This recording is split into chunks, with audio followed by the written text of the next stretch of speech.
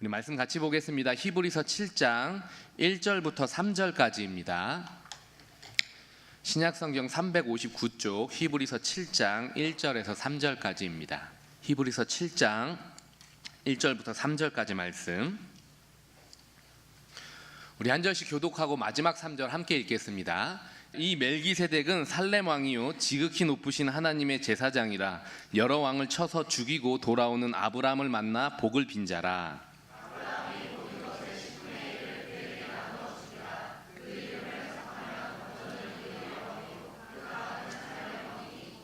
함께 읽겠습니다. 아버지도 없고 어머니도 없고 족보도 없고 시작한 날도 없고 생명의 끝도 없어 하나님의 아들과 닮아서 항상 제사장으로 있느니라.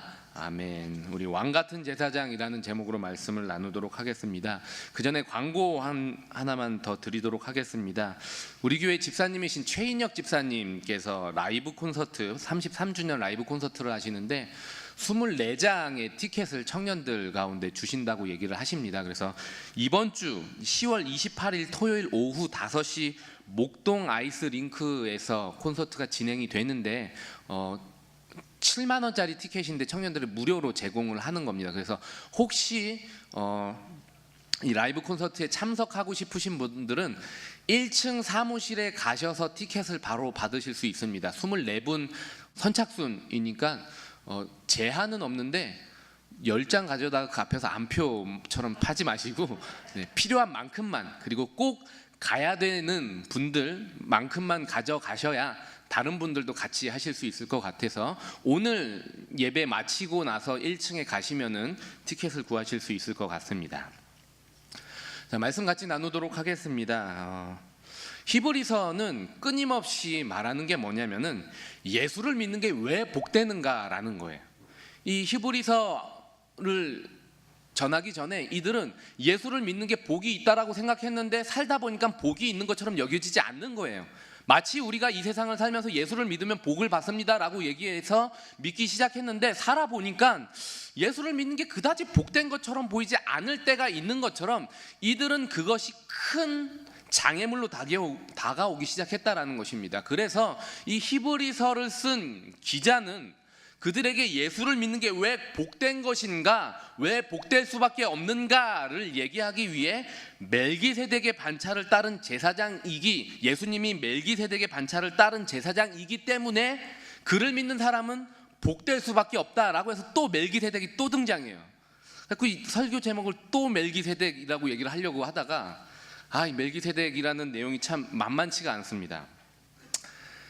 중요한 건 뭐냐면은 멜기세덱이 누구인데, 그래서 그가 어떤 삶을 살았길래 그의 반차를 따른, 그의 순서를 따른 예수 그리스도, 그 예수 그리스도를 믿는 자는 복될 수밖에 없는가. 그래서 이 7장 1절부터 3절은 멜기세덱이 누구인가라는 이 멜기세덱의 존재 혹은 신분에 대해서 먼저 얘기를 하고요. 그 다음에 그가 그런 존재, 그런 신분을 가지고 어떤 삶을 살았는가라는 사역적인 측면, 두 가지 측면을 1절, 2절, 3절에 반복해서 굉장히 강조해서 이야기를 하고 있습니다. 그렇기 때문에 이 히브리서 7장을 읽으면서 우리가 가져야 되는 궁금증은 뭐냐면 그가 도대체 누구인가? 그가 어떤 삶을 살았는가? 그래서 그를 따르는 예수를, 그에 따른 반차를 따르는 예수를 믿는 우리는 누구이며 우리는 어떤 삶을 살 수밖에 없는가로 연결이 된다라는 것이죠. 자, 1절을 보시면은 5장에서 멜기세덱 얘기를 하다가 도저히 이 말을 잘 못 알아듣고 자꾸 돌아가는 사람에 대한 모습들이 보이니까 잠시 이야기를 멈췄다가 다시 7장 1절에서 멜기세덱으로 이어갑니다. 멜기세덱을 두 가지로 설명하는데 그게 뭐냐면 첫 번째로 살렘 왕이라는 왕이라는 거예요. 멜기세덱이 누구냐? 왕이다라는 것입니다. 두 번째는 뭐냐면 지극히 높으신 하나님의 제사장. 그래서 두 가지를 얘기하는데 왕이며 제사장이라는 것입니다. 원래 왕과 제사장은 다른 직분이고 떨어져 있는 거예요. 마치 우리나라의 삼권 분립인 것처럼 각각 떨어져 있는 거예요. 왕과 제사장과 선지자는 떨어져 있는 직분인데 이 히브리서 기자는 이 예수 그리스도 안에서 멜기세덱 안에서 왕과 제사장이라는 이 직분 두 가지를 하나로 뭉치고 있다라는 것이죠. 왕이라는 것은 조금 더 설명을 하면은요, 2절에 이렇게 설명을 합니다. 아브라함이 모든 것의 10분의 1을 그에게 나누어 주되 그 이름을 해석하면 의의 왕이요 살렘 왕이니 곧 평강의 왕이라는 것이죠. 멜기세덱이라는 이름은 두 가지 합성어입니다. 멜기라는 단어는요 왕이라는 단어고요, 세덱이라는 단어는 제데크라는 히브리어인데 의라는 단어예요. 그러니까 의의 왕이라는 이름을 그가 가지고 있는 것이고요, 그가 어느 나라를 통치하고 있냐면 살렘이라는 나라, 우리가 잘 알고 있는 예루살렘과 같은 이 살렘이라는 나라를 통치하는 왕인데, 살렘이라는 단어는 평화, 평강이라는 뜻이죠. 그러니까 멜기세덱은 어떤 왕이냐, 이름에 담겨 있듯이 그는 의를 이루는 왕이고, 그가 통치하는 지역과 나라를 담고 있듯이 그는 평화와 평강을 이루는 왕이다라는 것입니다. 그가 누구냐? 그는 의와 평강을 이루기 위해 존재하는 자다라고 얘기를 하고 있으면서, 그를 이제 어떤 제사장이냐라고 연결을 시키냐면 3절에 아버지도 없고 어머니도 없고 족보도 없고 시작한 날도 없고 생명의 끝도 없어서 하나님의 아들과 닮아서 항상 제사장으로 있다라는 거예요. 제약을 받지 않는다라는 거예요. 그는 시작도 없고 끝도 없다라는 것이죠. 그러니까 그가 이 창세기에 등장하고 그가 이 세상 가운데 존재하는 것은 어떤 이유가 있어서 존재한 게 아니라 어떤 원인과 근거가 없이 갑작스럽게 등장했다라는 것입니다. 마치 어떤 이유와 원인 없이 하나님께서 스스로 존재하시는 것처럼 이 멜기세덱이라는 존재가 그렇다라는 거예요. 어떤 것에 영향을 받지 않고 영원히 사는 제사장이라는 이 영원이라는 개념으로 그를 연결시키고 있다라는 것입니다. 그러니까 이걸 종합하면은요, 그냥 종합해서 얘기를 하면 멜기세덱은 의와 평강을 영원히 누리고 이 복을 빌기 위해 존재하는 사람, 그리고 그런 삶을 살았던 사람이라는 거예요. 영원히 의와 평강을 이 땅에 실현시키기 위해 존재하고 살았던 사람이 멜기세덱이다라는 것이고요. 그럼 예수가 누구냐? 영원히 멜기세덱처럼 영원히 의와 평강을 이 땅에 실현시키기 위해 오신 분이고 그 일이 이루어지게 하신 분이시다라는 얘기를 이 히브리서 기자는 얘기를 하고 있다라는 것입니다. 그러니까 멜기세덱은 의와 평강을 영원히 누리고 이 복을 빌어준 사람이다라고 얘기를 한다라는 것이죠.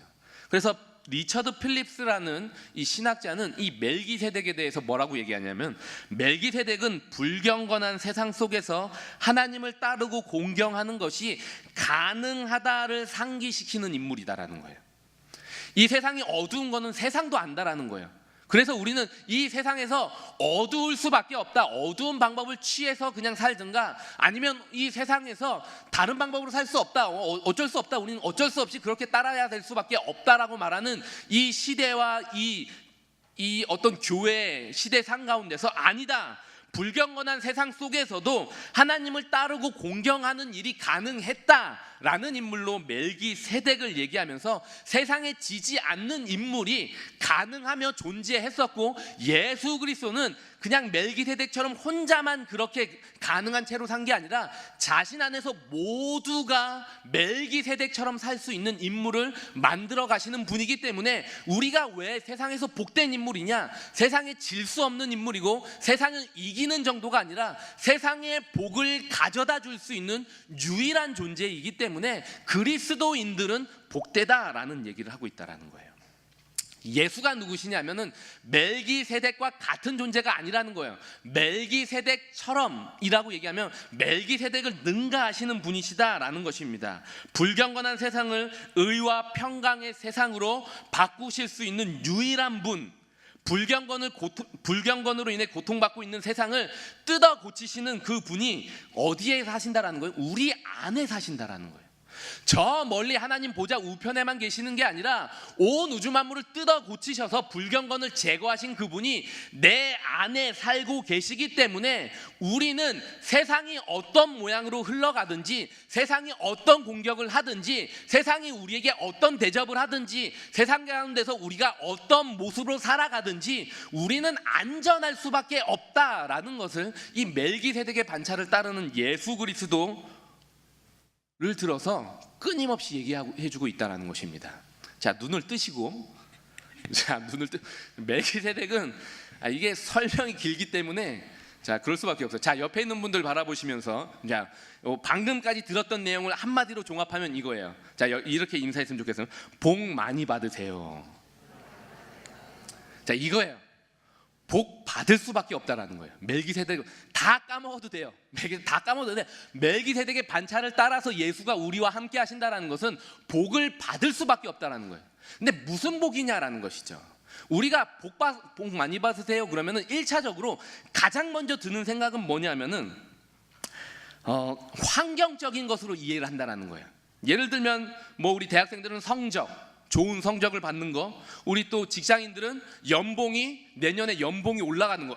좋죠. 생각만 해도 연봉이 올라가는 거. 그리고 뭐 성적이 쭉쭉 올라가서 좋은 직장에 취직이 되는 거, 혹은 더 좋은 직장으로 이직이 되는 거, 이런 것들로 우리는 생각을 하고요. 그리고 모태솔로였는데 복을 받아서 연애를 하게 되는 거. 근데 그 연애를 하는 것도 그냥 여자의 친구가 아니라 정말 좋은 친구를 여자친구로 맞이하게 되는 거. 이게 복 받은 걸로 생각하게 되고, 이 연애가 연결이 되면은 그래, 내가 결혼할 수 있을까라고 생각했는데 결혼이 이루어지는 것을 우리는 이 환경적인 요소로 복을 이해한다라는 것이죠. 그런데 성경은 환경적인 것으로 복이 이루어진다라고 얘기하지 않는다라는 거예요. 자, 아담은 복을 받은 사람이었어요. 근데 아담이 복된 사람은 모든 환경을 가졌기 때문에 복된 사람이 아니라는 거예요. 하나님과 동행했기 때문에 복된 사람이었다라는 것이죠. 아담이 죄인이 된 것은 환경이 불만족스러웠기 때문에 무너진 게 아니에요. 아담은 완벽한 환경 가운데 살았어요. 그가 죄를 짓고 그의 마음 가운데 불만족이 찾아왔던 것은 환경적인 요소가 아니라는 것입니다. 근데 우리는 복을 받는다라는 것을 자꾸 뭘로 생각하냐면 환경적인 요소로 이해를 하다 보니까 환경에 매여 사는 사람으로 전락해버리는 비참함에 빠져버리게 되었다라는 것입니다. 성경이 말하는 복은 뭐냐면 하나님께서 환경을 바꿔주신다라는 게 아니라 환경에 매이지 않고 어떤 환경에서도 의로울 수 있는 삶, 어떤 환경에서도 환경이 내 눈에 만족스럽지 않는 그 순간에도 평화를 누릴 수 있는 삶, 이것을 복이라고 얘기하고 있으며, 예수가 내 안에 담겨져 있으면 세상보다 크신, 내 환경보다 크신 그 예수와 동행하는 사람은 그 환경 정도로 자신의 삶을 이해할 수 없다라는 말을 얘기하고 있다라는 것입니다. 제가 저희 처형이 수원 영통에 사는데 월요일만 되면은 이제 좀 놀러 가요. 수원 경희대 캠퍼스 있는 그쪽인데 제 애들하고 이렇게 바람을 쐬주려고 애들 싱싱카 있죠. 발로 이렇게 끌면 가는 거. 싱싱카를 태우고 이렇게 가고 있다가 그냥 편한 차량, 저는 집 앞이니까 편한 차량 이렇게 가고 있는데 신호등 앞에 이제 대기하고 있었어요. 둘째가 이제 혼자 싱싱카를 잘 못 모니까 제가 그 앞에 손을 얹고 뒤에서 밀어주면서 이제 가는 거죠. 그리고 신호등이 딱 바뀌어갖고 이게 싱싱카를 밀고 딱 가려고 하는데 그 앞에 제가 잘 못 봤는데 홈이 있었더라고요. 홈이 있어갖고 싱싱카 걸려가지고 그대로 넘어졌어요. 제 딸은 제 앞에 있고 저는 그 뒤에서 밀다가 둘이 같이 그대로 꼬꾸라진 거예요, 앞으로. 그러니까 이게 딱 가다가 쭉 멈추니까 이렇게 자전거가 꼬꾸라지는데 그 찰나에 5만 가지 생각이 드는 거예요. 이거 넘어지면 쪽팔린데, 이거 어떡하지? 그러면서 내가 넘어지면 내 애가 배에 깔릴 텐데, 5만 가지 생각이, 그 짧은 찰나에 5만 가지 생각이 들 때 제가 아버지로서 그래, 내 딸은 지켜야지, 그래서 더 튕겨서 저는 날아가고 제 딸은 그냥 꼬꾸라졌어요. 근데 제가 날아감과 동시에 제 슬리퍼가 더 멀리 날아갔어요. 그 대학생들이 막 몰려갔는데 제 복장은 슬리퍼죠. 슬리퍼고 옷은 추리닝이죠. 근데 가다가 꼬꾸라져서 넘어져 있죠. 너무 이 상황이 너무 창피한 거예요. 이 너무 창피한데 제 딸도 창피했나 봐요. 정말 둘이 넘어짐과 동시에 일어나면서 정말 그렇게 빠를 거라 생각도 못했어요. 일어나자마자 서로를 챙겨. 아빠 괜찮아? 나는 괜찮아. 아빠 나는 괜찮아. 그러고는 둘이서 싱싱칸을 밀고 정말 도망치듯이 무슨 우사인 볼트도 아니고 정말 빠르게 도망가면서 그 서로를 챙기는 모습을 우리가 보면 그러면서 제가 들었던 생각은 뭐냐면은 이게 그러면서 제 마음이 되게 편했어요. 넘어질 때 되게 불안했거든요. 얘가 꼬꾸라지면 어떡하지? 내가 창피하면 어떡하지? 막 이런 생각이었는데 제가 물론 창피했어요. 가면서 창피했지만 제 안에 막 답답함이나 그 꼬꾸라질 때 그 답답함 이런 게 든 게 아니라 그래 난 아빠였어. 내 딸은 안전했어. 창피하지만 우리는 다 안전해. 집에 가서 보니까 뒤에 까지고 막 그랬더라고요.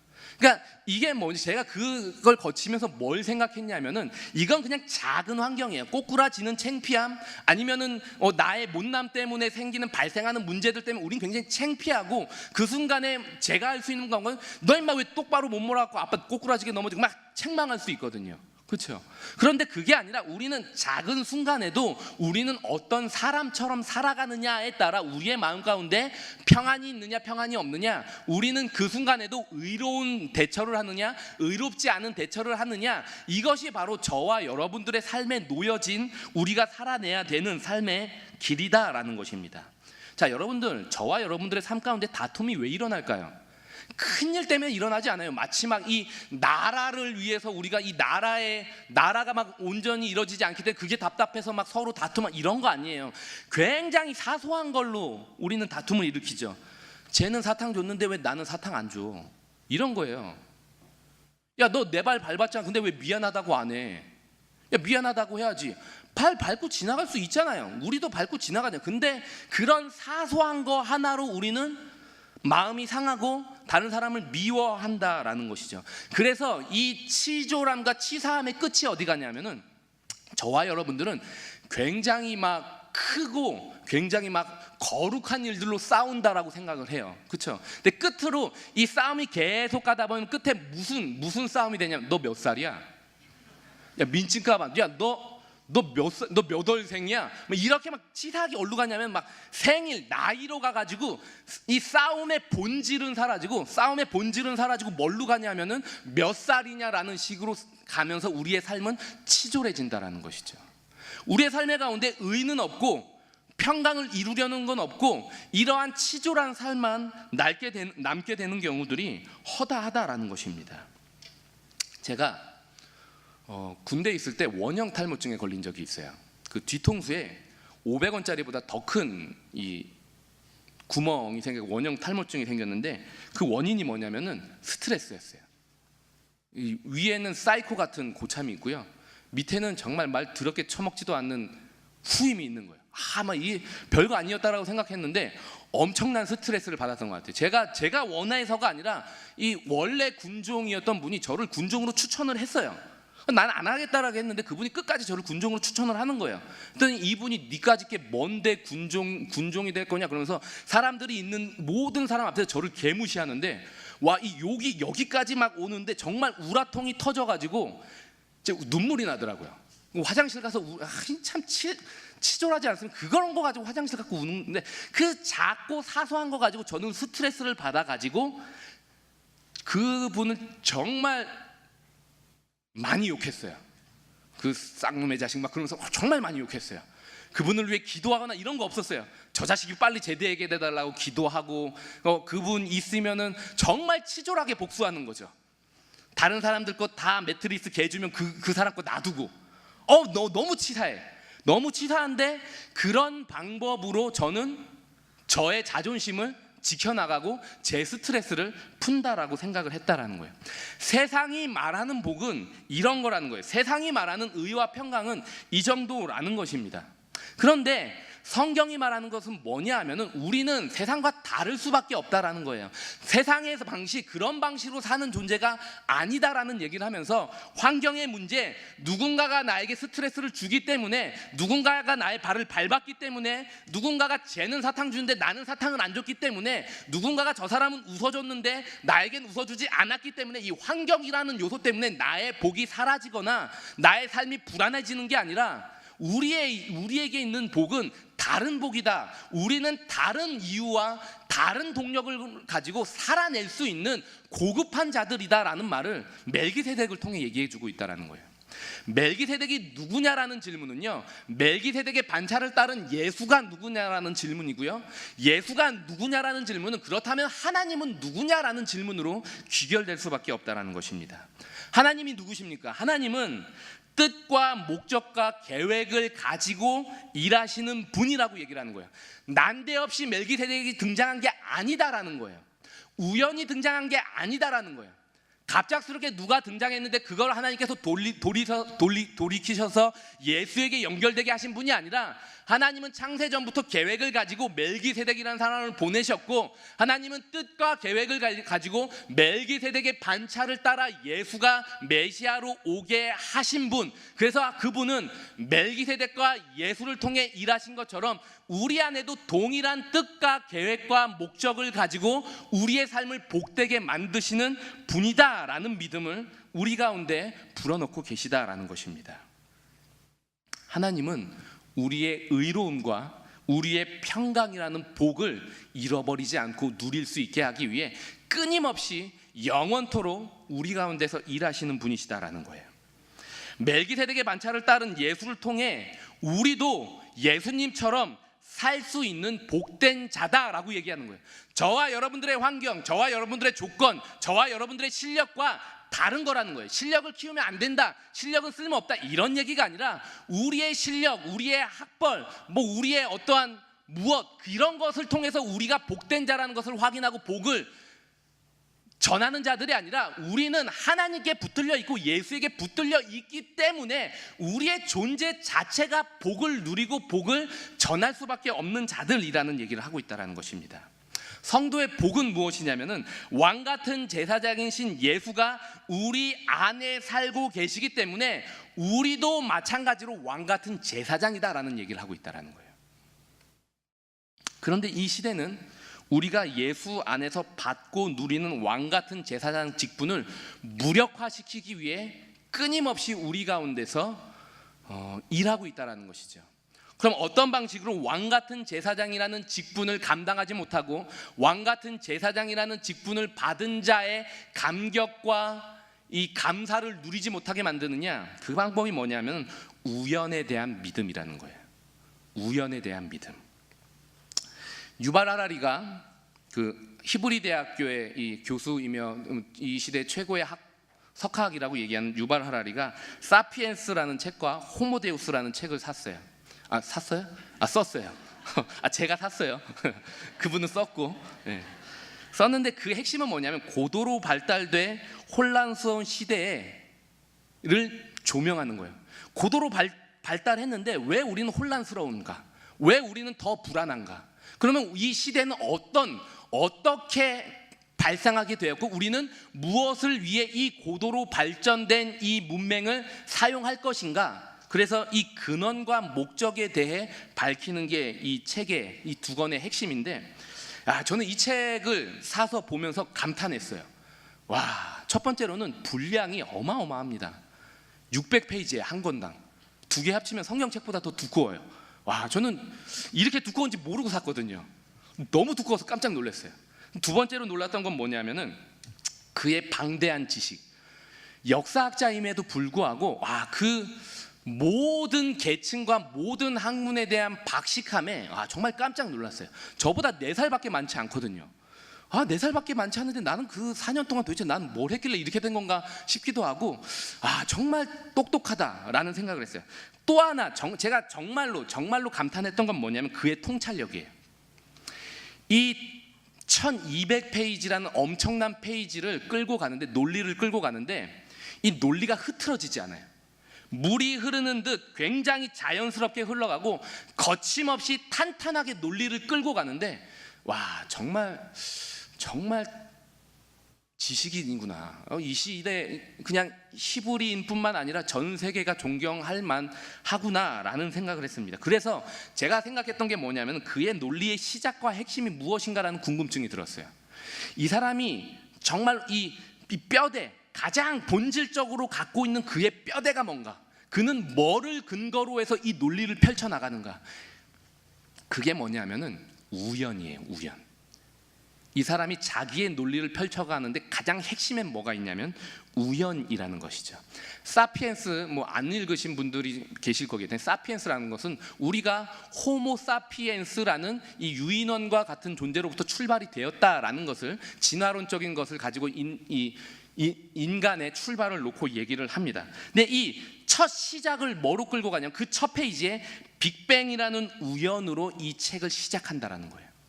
빅뱅을 통해 우연히 이 지구라는 것과 이 인간이라는 존재의 근원이라는 게 발생하게 되었고, 그가 이 얘기를 쭉 펼쳐나가면서 그렇게 빅뱅으로부터 여러 인간의 종들도 이제 태어나게 되었는데, 뭐 침팬지는 이렇게 해서 인간의 종들이 한 6가지 7가지 정도가 발생하게 되는데, 그 중에 하나가 호모 사피엔스 혹은 뭐 호모 네안데르탈인 뭐 이런 존재들이라는 거예요. 원숭이 닮은 조금 허리 뭐 좀 피금 이런 존재들이다라는 거예요.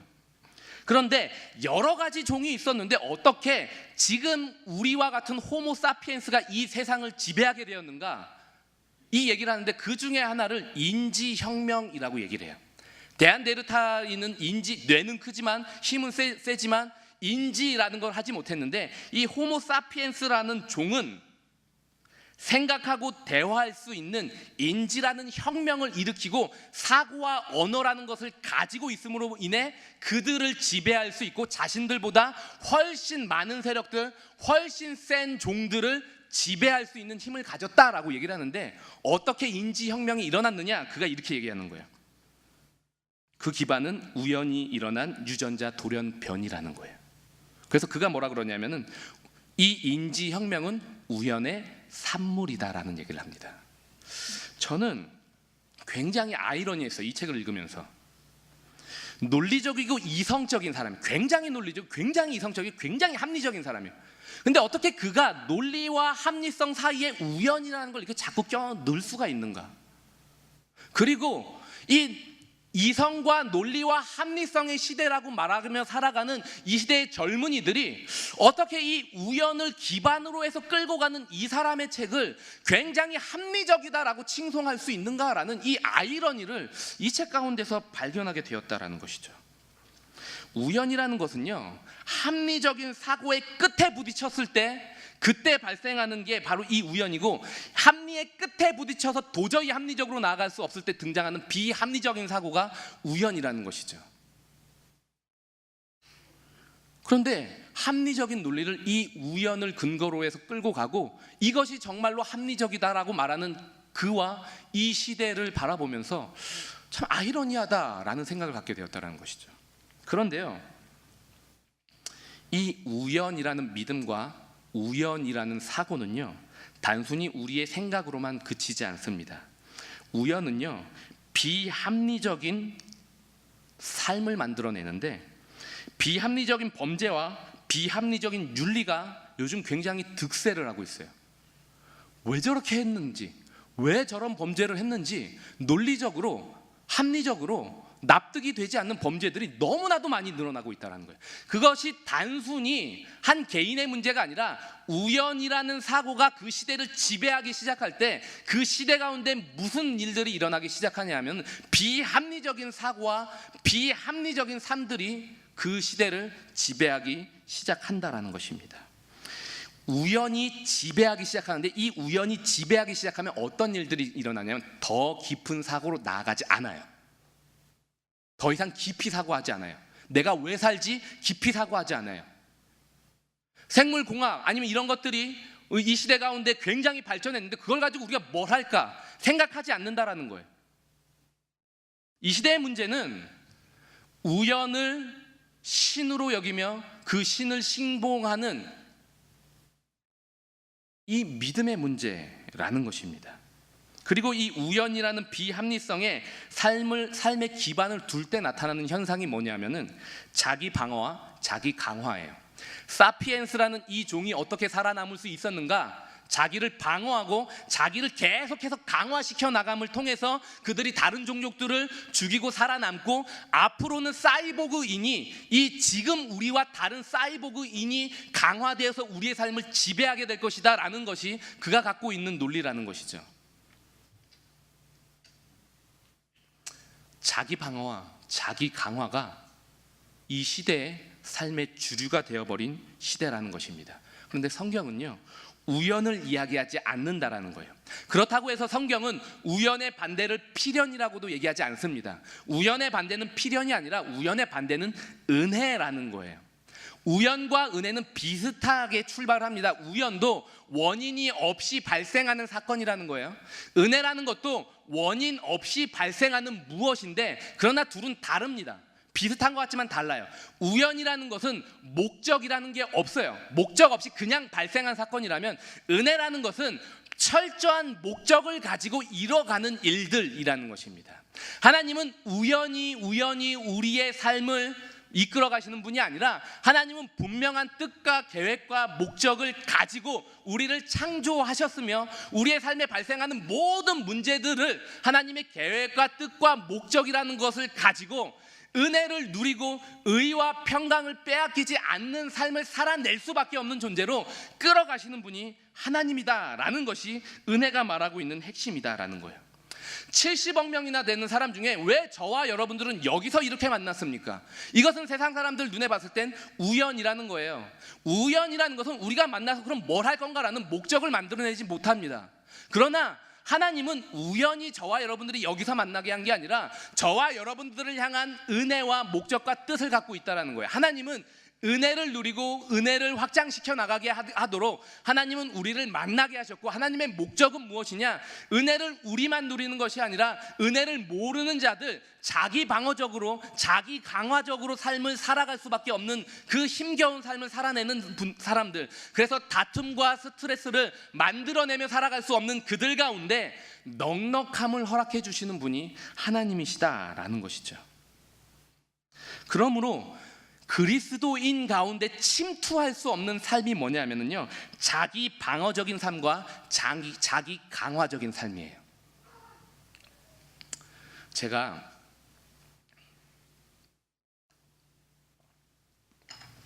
곱슬머리인데요, 곱슬머리는 여름만 되면 굉장히 스트레스를 받아요. 곱슬머리인 분들이 계실 때 곱슬머리는요, 수분을 굉장히 빠르게 흡수합니다.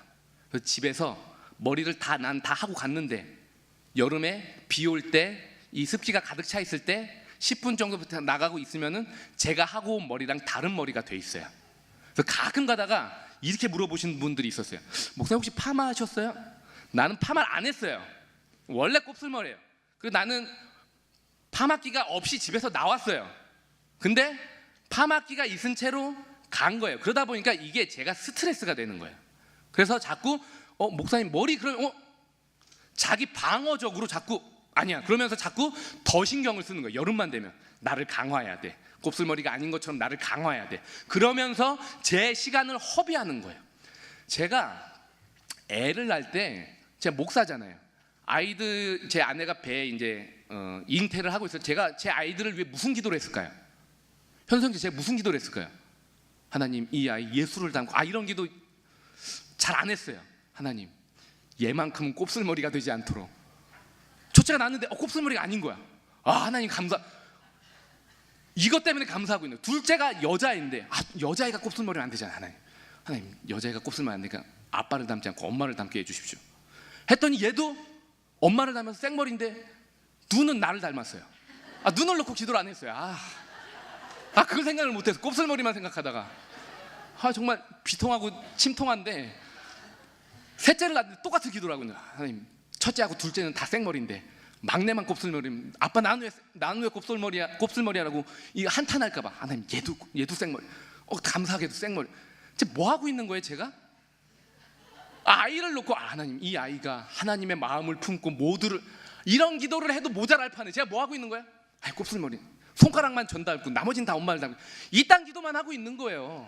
뭐 하고 있는 거예요 이게? 제가 방어적으로, 그리고 뭔가가 강화되어야 돼. 그렇지 않으면 삶이 비참해진다라는 사고가 저뿐만 아니라 제 아이에게도 있고, 저는요 제 딸의 눈만 보면 미안해요. 미안해, 성형수술 시켜줘야 되나? 그 미안할 게 아니잖아요. 얼마나 자랑스러워요. 여러분, 제 눈이 부끄러워요? 부끄러울 게 없는데 저는 부끄러운 거예요. 그리고 미안한 거예요. 창피한 거예요.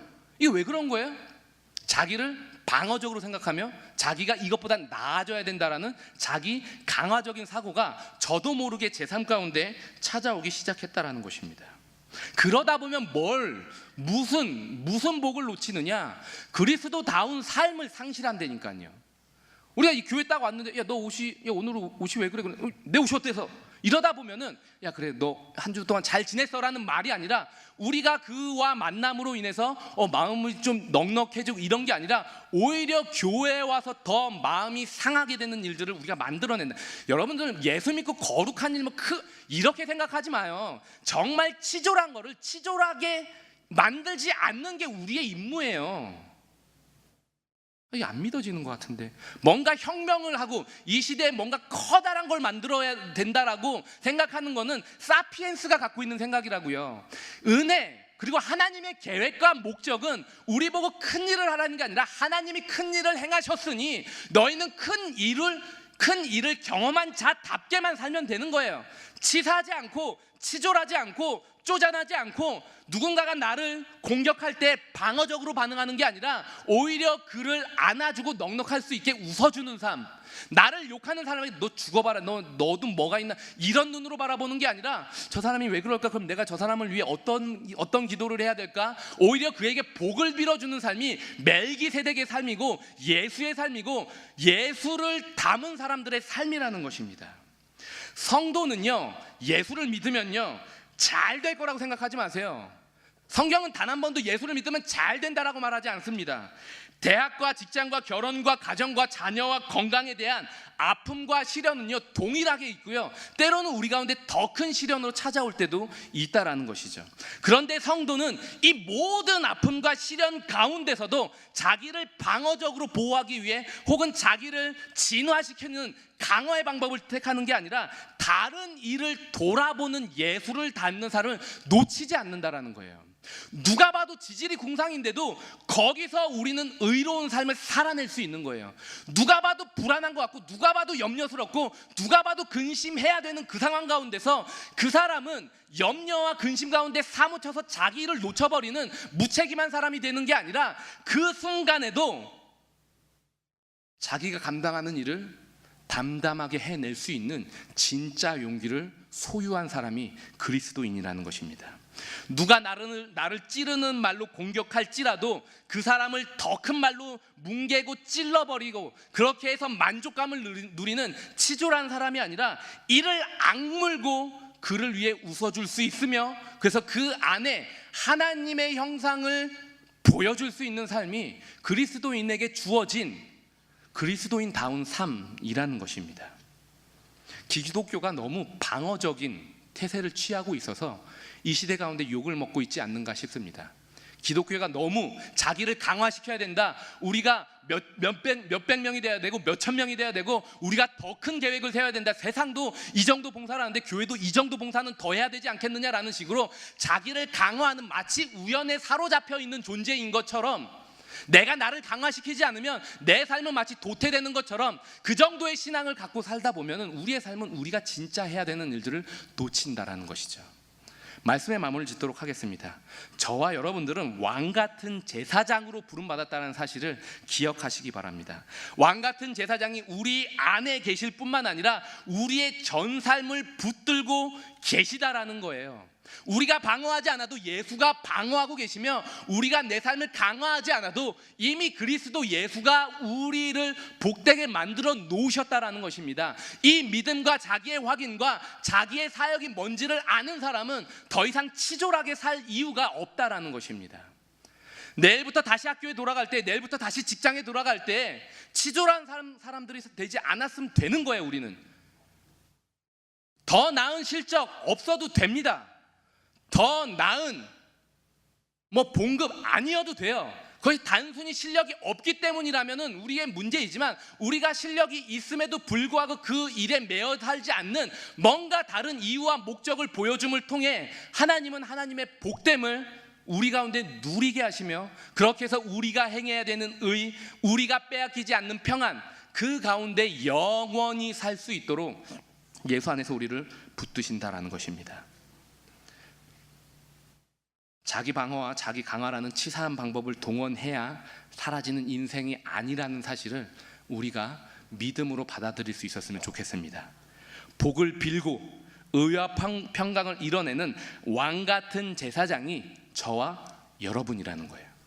우리 마지막으로 인사하고 마치도록 하겠습니다. 우리 옆에 있는 분들 보면서 어깨 한번 토닥이시면서 앞으로 쪼잔하지 않을게. 네. 2018년 청년 2부의 표현은 쪼잔하지 않을게 되지 않을까 싶습니다. 사피엔스 읽는 거 권장합니다. 묵상하지 마요. 그 시간에 진짜 근원과 목적을 얘기한 창세기를 한 번 더 묵상해요. 세상을 묵상하지 말고 그 시간에 한 번 더 하나님을 묵상하시고 예수가 누군지를 묵상하십시오. 그게 진짜 성도의 힘이며 성도다움, 왕 같은 제사장을 살아낼 수 있는 동력을 얻는 통로, 하나님께서 반드시 누리게 하여 주실 줄 믿습니다.